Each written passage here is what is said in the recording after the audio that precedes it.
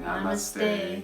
Welcome to the Shaman and the Mermaid, and this is our astrological forecast for April 7th through 22nd.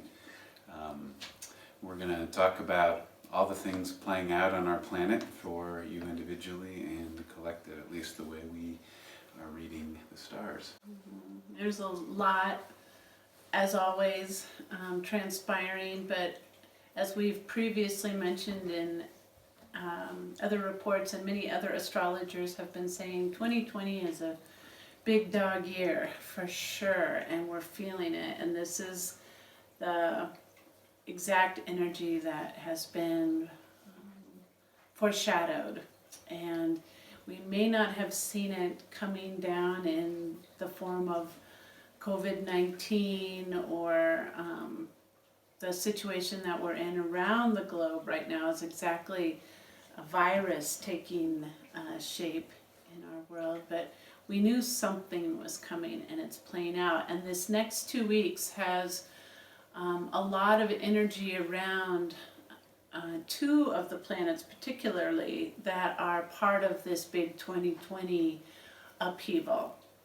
And the big three that we've been referencing are Pluto and Jupiter and Saturn. And this next 2 weeks will bring in the energy of Pluto and Jupiter, who just were conjunct a few days prior to this report starting on April 4th. And there was a lot, maybe you were part of the global meditation going around, and it was exactly at 8:45 Mountain Standard Time, or 7:45, 10:45, depending on what time zone you're in. But that was, the meditation was being held, maybe knowingly and maybe not knowingly to some people, but it was at the exact time that Pluto-Jupiter conjunction was happening. So really the full moon report begins this report, but I think the energy of that April 4th, just a few days before the full moon, kind of sets the tone for the next 2 weeks, taking us all the way up to the new moon. But this particular full moon is a big one, literally. You want to speak to our full moon on Tuesday. The Tuesday full moon is in the sign of Libra, and it's the pink moon. If you know the Nick Drake song. It's also the largest full moon of the year, so it's the super full moon, and it's the biggest one of 2020. So if nothing else, go outside and have a look at the moon rising on Tuesday, April 7th. The moon, when it's full, it's opposite of the sun, so right at sunset on the 7th, the moon will be rising in the east, sun will be setting in the west. That means the sun is in the sign of Aries.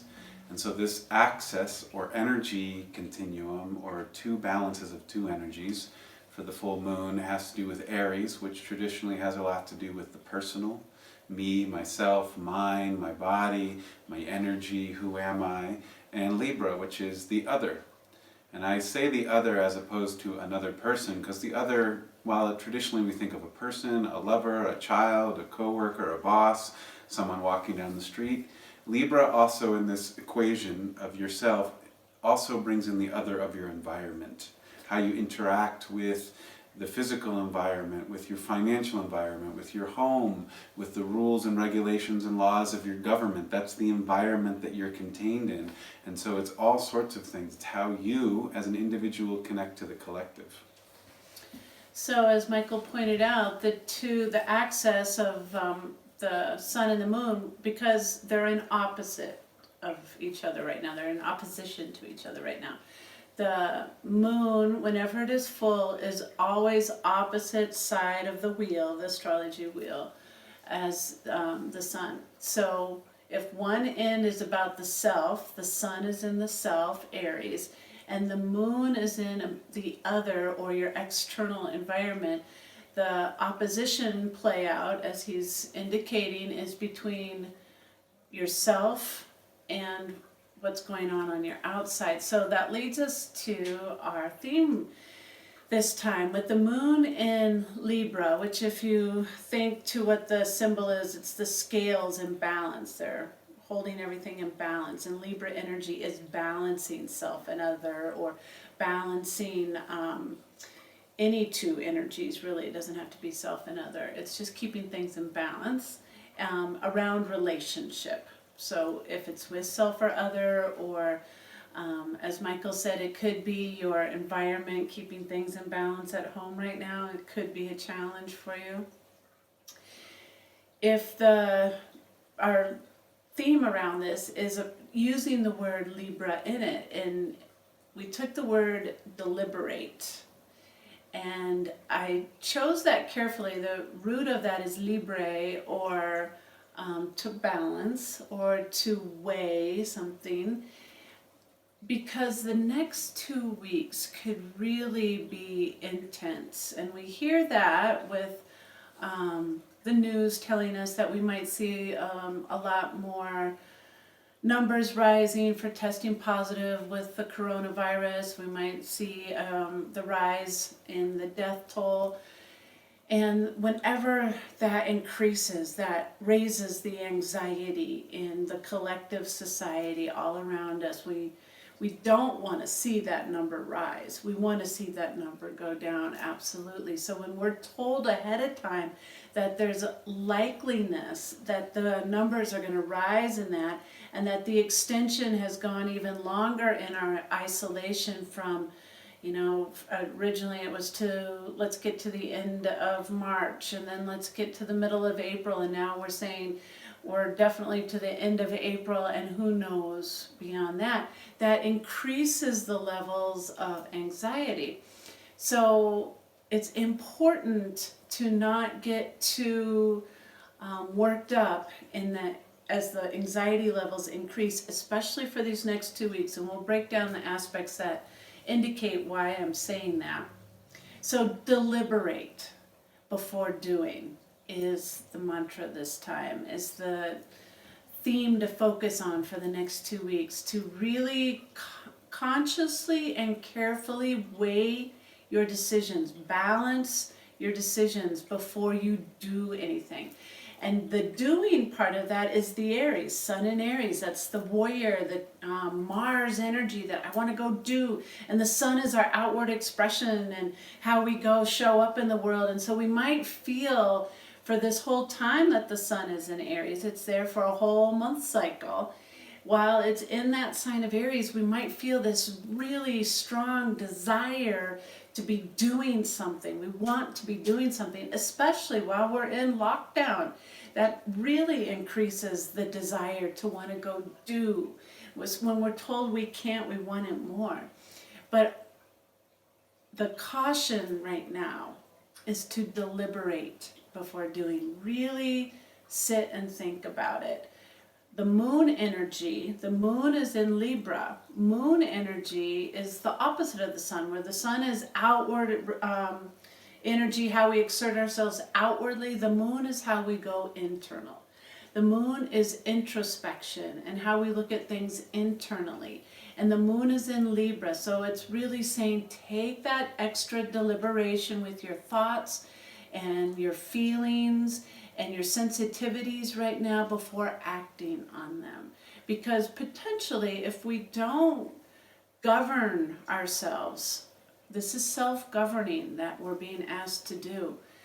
If we don't govern ourselves, because we don't have a police state, which is great, it's a self-imposed police state to be governing ourselves. If we don't, we might act out of a real intense fear-based nature and cause social upheaval, disorder, mayhem, chaos, all the tendencies that we have as a humanity when we get scared is to run into that chaos place.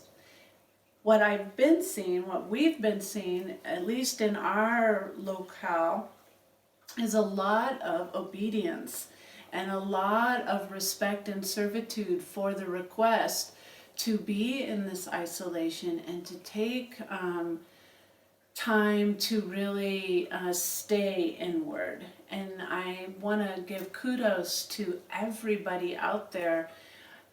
Thank you for that, and thank you for having been in deliberation all this time, really thinking through your actions.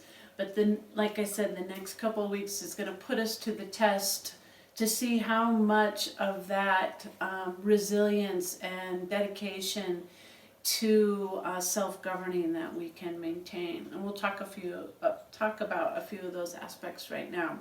So the full moon is the first one in Libra. And what do we have next? That same day, Mars is squaring Uranus. Mars is that personal, it's the same energy as Aries, and Mars wants to take action, do things. It may not consider what is the ramifications to another, and Uranus is sudden, unexpected, unpredictable outcomes, unexpected events coming down the pipeline, and the square is tension. Our astrologer friend Rick Levine says it's like two people on a tug of war and someone comes in the middle and cuts the rope suddenly, and the two burst apart in different directions with the energy. In one way it's a liberation, you're no longer in tension, but another way you go back off your feet and you're reeling. You might fall into something.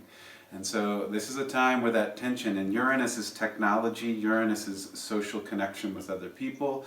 Uranus is in the sign of Taurus, so it has to do with the body's health, it has to do with food, it has to do with the earth itself, like earthquakes or weather or things like that. Uranus rules the atmosphere and Taurus rules the physical earth, so it's the atmosphere and the earth coming together with that Mars power in between. Squaring. On the same day as the full moon. It goes back to deliberance before doing, or deliberate before doing something.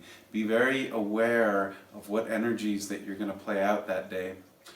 Another little thing I wanted to add about that Aries Libra axis is Aries, while it's often put as the me, my, mine, an enlightened Aries energy has to do with Namaste, or in Lakech, or Mitaki Oisin, meaning I am another you. Or the light in me is the same as the light in you. So if Aries is in high awareness, it's aware that its health, its well-being, its ability to survive is totally connected to the other, totally connected to the environment. So be aware of your actions at that time. Let yourself be in highest Aries vibration. Another one of those is Ubuntu I am because we are. We have our personal power because we as a collective are standing in unison. I have my health because everybody else is taking caution. So it's a very potent, powerful way to be the individual in right way at this time. Okay, so Mars and Uranus squaring on the same day as the full moon, so it's kind of a wild card. You don't know what could happen there, but we know there's extra tension on it. And then the very next day, on Wednesday, April 8th, the moon is going to move into Scorpio. And I particularly wanted to point this one out because I think moon energy is emotion and Scorpio is emotion. And Scorpio, they're both kind of watery elements. So there's a lot of potential for this to have an emotional charge to it, coming right out of that full moon, going into like a surge of emotional energy. Scorpio energy can be very transformative. It can have a lot to do with merging of energies, but it has that stinger. The scorpion stings, and it can get a little defensive when backed into a corner and just sting without any deliberation. The scorpion does not take that time out pause before acting. It just instinctively is going to go for the attack. And so I have a little concern for that moon time in Scorpio. And remember, the moon is in a sign for 2.5 to 3 days. So starting on Wednesday through the next, around the 11th, late on the 10th, it will be in that Scorpio energy. And it's also, the moon moves into Scorpio and it's going to be squaring with Mars and squaring with Saturn, and it's in opposition to Uranus. So again, I feel like those days have a lot of potential for just emotional, explosive, not containing your feelings, getting riled up really quickly, Saturn is law and order, and if our emotions are being pushed up against rules, we could have a combustion there. Mars is, as we've already said, the fighter, the warrior, and if the moon is, our deep internal emotions are being pushed up against our warrior energy, kaboom, explosion. And it's in opposition or opposing, the moon is opposing Uranus at that time. And so again, the wild card of you don't know what could happen with your emotional energy. The opposite side of that, I mean, all these aspects can have a lot of positive to it. So you could use this as emotional strengthening, bringing yourself together, merging some of those powerful sensitivities you have right now with your internal Mars strength and letting that kind of get rock solid. That sounds like using your yoga. Use your yoga every day, no matter when the moon, what phase the moon is in or what sign the moon's in. Use your yoga every day. But I felt it important to caution moon in Scorpio around those squares to Saturn and Mars around the 8th through the 10th, 11th. And then we move on. We want to talk about Mercury. Mercury cruises into a whole new energy sign archetype on the 10th. That's Friday the 10th. And it's coming out of Pisces and into Aries. So it's more Aries energy. This one, well, everything has an upside and a positive and a potential tension side. The positive is Mercury has been moving through Pisces for a long time. Through its retrograde, it was in Pisces and then it went into Aquarius and then back again. You don't have to worry so much about that. But when Mercury is in Pisces, it's confusion around communication. Pisces has no boundaries. It's not sure what's up or down. It's like going in the ocean and having a wave roll you and you don't know what you're looking at. And so much of the communication, I mean, we've been experiencing this with everything from what is the coronavirus to loans from the government, who gets them, how do you apply for them, to how does it spread, to is it 5G or is it an actual organism. There's been lots of information coming out and no one is absolutely sure. What's the truth and what's fact from fiction? That's Mercury and Pisces. When it goes into Aries, it moves out of that energy. And Aries is fire. It's purifying away the bullshit and getting to what is the essence of something. So around the 10th, things might start to become more clear about what the heck's going on or what the heck it means to you or what facts are true to you. It's also squaring the moon's nodes at that time, right when it enters into Aries. And the moon's nodes are what we call at the critical degrees of their journey through Capricorn and Cancer. They've spent 18 months moving through. The south node is what needs to be purified. Capricorn is government and structure and laws and rules and the old patriarchy. The north node in Cancer is what we need to evolve into, which is community and caring and family and intuition and circular connection to the cycles of nature. And they're at the crucial degree, meaning it's going to say, have you learned your lesson the last 18 months, people? Have you learned how to start to heal the wounds of the patriarchy and call in the healing medicine of Mother Nature in the new ways? Or are you resisting it? And Mercury is at that critical crossroads right there, and it says, you have to talk about this. And you can't deny it right now. It's undeniable.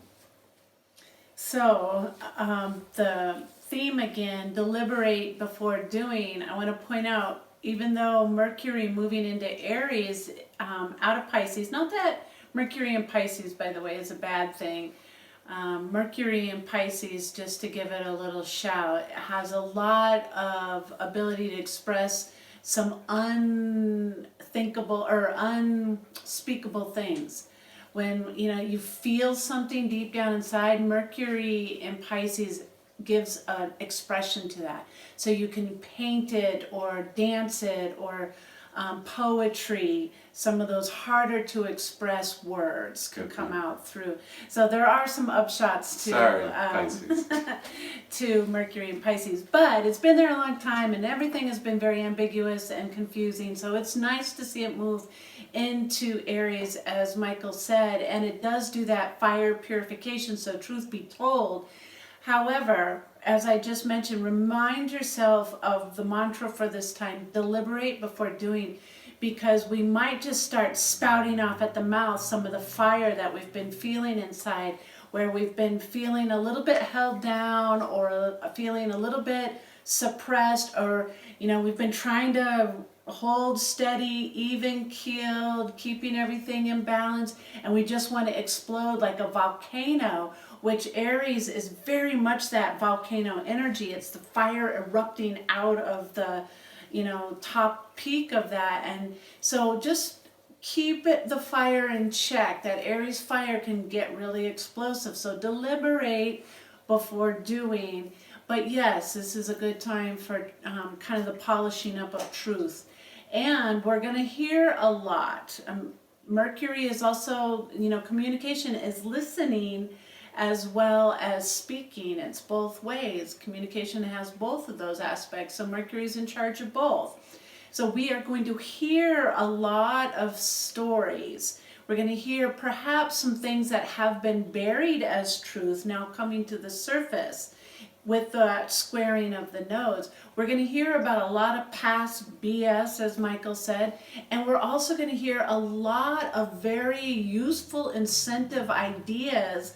Mercury has that information going forward, north node of the moon. So have your ears peeled for that, and then when you get the information, when you get that mercurial information, help spread the word. Use your speaking abilities. And I know the 6 feet distance makes it hard to shout across the land, but we're all really good at our texting and typing right now. So just help spread the word.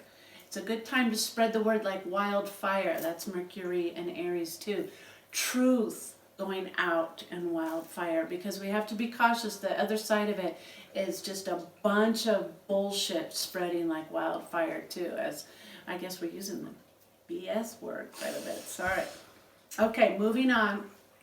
We have April 14th is another, so I've said that April 8th, 9th, 10th day. We said the next 2 weeks, people, and I'm sorry. But there's a lot that could just be in the fiery zone. And we have the sun squaring Pluto, Jupiter, the moon, and one we hardly ever talk about, but it's an asteroid, Athena. They're all going to be right up next to each other, Pluto, Jupiter, moon, and Athena, on the 14th of April in Capricorn. Right? So, and I mentioned at the very beginning, one of the big dogs playing out for 2020 are these conjunctions between Pluto and Jupiter. And it kicked off on April 4th. So just 10 days later, they're going to come right back together again in touch. And the sun, the outward expression, how we show ourselves, is going to square them. And what is this day called? April 14th is called Ruination Day. It is something known in history. There's actually a Gillian Welch, David Rawlings song about it. It was the day that the Titanic sunk. It was the day that Abraham Lincoln was assassinated. There are a number of other events, but those are the 3 big ones, and it's one that people historically are like... Yeah, April 14th, and here we are. We're coming up on it, and it's lined up for Ruination Day perfectly with the sun squaring Pluto, Jupiter, and I don't mean to be doomsday. I want to know these things in advance so that I can prepare myself, so I can deliberate before doing. Because if I know that this is a day that has a lot of potential for eruption and explosion and ruination, maybe I can hold just a little bit steadier and have that balance and weigh things just a little bit more consciously than I would if I was just acting from that fight or flight without anything knowing. All of a sudden I just hear run and I start running. This way I have a heads up so I can plan for it. You guys have a heads up for it. Just know April 14th is going to be a big day, and to hold a little more steady at that time. And there's things always the opposite of that. If you look at the Pluto, what is Pluto and Jupiter conjoined? Well, Jupiter is faith. Jupiter is wisdom. Jupiter is expansion. Jupiter is that big teacher. And then Pluto is your soul's purpose, your Dharma, it's transformation, it's the power of your soul. And they're right up next to each other. So you could say, well, how is that bad? Well, no, I agree, that's great. If we could have big faith on our soul's purpose, especially as a collective, we could really move mountains here. And we need to. Things are going to be in need for us to be in that collective mobility where we start moving rubble together when things start crumbling. We're going to need that. So yes, potentially that has a great connection, and then put the moon, the inner reflection with it, and then put that asteroid Pallas Athena with it, all of them together. That's a lot of yin or feminine energy backing this big faith and this big wisdom. And Athena is also wisdom, and she's the goddess of war and wisdom, to be precise. And she's with the moon in a reflection, and this is all like a lot. That's a powerful lineup. That is so good. In fact, a lot of astrologers are saying, don't be surprised if you see a woman rise up to some kind of powerful political place around this time. Who knows who it is, but somebody steps up to the plate all of a sudden in the female position. And it's just aligned with that. Also with Eris and Aries over there helping that along. That's a whole nother little bit. But the sun is squaring this, so that if we use this power for good, squaring, we said, is a tension or a conflict usually, and Or an old way that you keep doing it, and it's saying, do it differently. and whenever I try to find the positive in a square, I liken it to that dovetail. When you bring together two corners that might be butting up against each other and having a hard time fitting, that if you find the dovetail method, they ease into each other. So they become then a really strong cornerstone.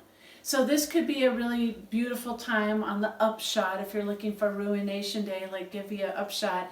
It could be a great time for banding together how we all show up collectively with our faith and with our personal soul power and with our yin, feminine, sacred feminine wisdom backing it all up. That's what I can bring to Ruination Day, that it, in its ruination speak, the rubble, there's going to be a strong rise out of it where we move mountains together. How about Revelation Day? Revelation Day, I like that. That could be a good one. Okay, so also on that day, you want to speak to, this is also a nice little dovetail that can help Ruination Day on the same day. I think this is the revelation part of it, is Mercury will conjoin Chiron in the sign of Aries, Aries energy again. And Chiron, the wounded healer, has to do with the wounds we've had this lifetime. Now, if we have taken time and done some healing and reflection, Chiron needs time to reflect and heal and restore, we garner wisdom and gifts from our wounds, and really our soul's purpose. We turn around and help others, and we share. That is the point of Chiron. So your wounds this time, what you've learned and healed and transformed out of that, it's time to talk about it, share it, communicate it, offer it up. Be healers. Put the salve out there for everyone. And Chiron at this point, hopefully, is like the wise elder that says, deliberate before doing. We've tried it this way before, where we don't consider the other as a namaste, and that doesn't work. Communicate with love. Talk about the passions in life, how you love nature, how you want to initiate new things in this world. And I think that energy of Mercury and Chiron coming together can be a nice, deep healing. And the wounded healer, you know, because the wounds you have, you can now speak to. You understand the pain and the suffering, because you yourself have gone through that particular pain and suffering. So you use that Mercury energy to help support another through your empathy and understanding. I think that has a lot to do with Mercury conjoin Chiron too. Okay, just a couple more and then we'll wrap it up. The sun moves into the sign of Taurus. So finally, after its long spell in Aries, that strong power, surging, initiator energy, it's going to move into Taurus.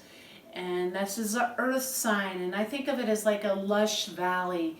And so like if you've been in the hot sun for so long and you come into that kind of shady meadow all of a sudden, that's what it kind of feels like for the sun to step into Taurus, and you get out of the blaze of the sun. It was great when we first got in the sun, but by the end of the day you're like, just give me some shade and some softness, even though it's an earth sign. But this is like the nice lush kappa energy, that kind of soft muddy earth with the green grasses coming up, and lush is the best way to think of Taurus.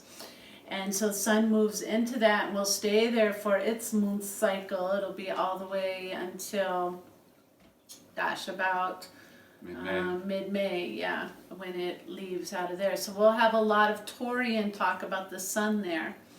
And then just a few days after that, on the 21st, the sun will square Saturn. You want to speak to that one? This is reactivating all of that Saturn, Pluto, Jupiter energy. Throughout all of 2020, that energy of those three planets is going to keep dinging at regular cycles. Every couple weeks, every month, it's going to come back around. Something's going to activate it, because we're in a process of dismantling something and bringing something new in, and it keeps going down in layers. So Sun square Saturn has to do with how we personally engaging with this new possible structure and potential, and how are we engaging with the one that seems to be crumbling and falling apart. Because Saturn is in the sign of Aquarius, so it's both the old and the new together, and it's what we're feeling right now. It's this interesting mix. What is the new going to be? We're not quite sure. We're hoping some structure comes, but the structure can't quite come until the old gets out of the way. And in the sun, as you personally, it can be stressful. It's like, where do you stand? There's not quite solid ground, but as Katrina said, the sun is in the sign of Taurus. So it's in the sign of Earth, Mother Nature, the five senses, getting into that intuitive sensing feeling part of yourself. So during this time, do some self-care, self-nurturing. Do things that connect you to Mother Earth. Plant a garden. It's great garden planting time. He mentioned Saturn in Aquarius, and Aquarius can be very aloof and very not too interpersonal. It kind of likes its space and its distance, and it's not trying to be rude or mean, but it's just doing a lot of its own social distancing. Social distancing, for sure. It likes the space so that it can think. It's an air sign. And so Saturn is the rules, the law, the order, the justice, is in this kind of incubation period. It's in its own self-isolation of trying to create the new paradigm, the new revelation and revolution. That's all energy of Aquarius, is how can we bring these new laws and these new orders forward for the collective. Aquarian energy is also very much community oriented, even though in its isolation and a little aloof, it's doing all of its thinking for the good of the whole. That's how it gets its social contact, is by contributing for the good of the whole. So that sun squaring, it can also, sun in Taurus squaring Saturn in Aquarius could be the dovetail of the new way of going forward for Mother Earth, the new thinking, the new law and order for it. And this could all be kind of transitioning around that April 21st time as the positive upshot of it. But it might also look like a little bit of the headbutting of what we'd like to see happening in the old ways, trying to hold on to it. But that's a big one as well. And then finally we come back up to the new moon, which is where we'll pick up next time we see you. The new moon will move into Taurus. Remember at the start I said a full moon is when the sun and the moon are opposite of each other, and then a new moon is when the sun and the moon are together. And just hold tight for these next 2 weeks, and thank you everybody for continuing your support to Karma Yoga Center, all of our members and our students who are still following us for our online streaming yoga classes. A little bit of help goes a long way, so we appreciate your support there.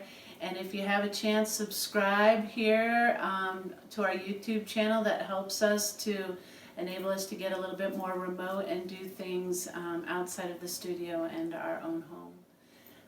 Be safe and take care. Much love. Namaste. Namaste.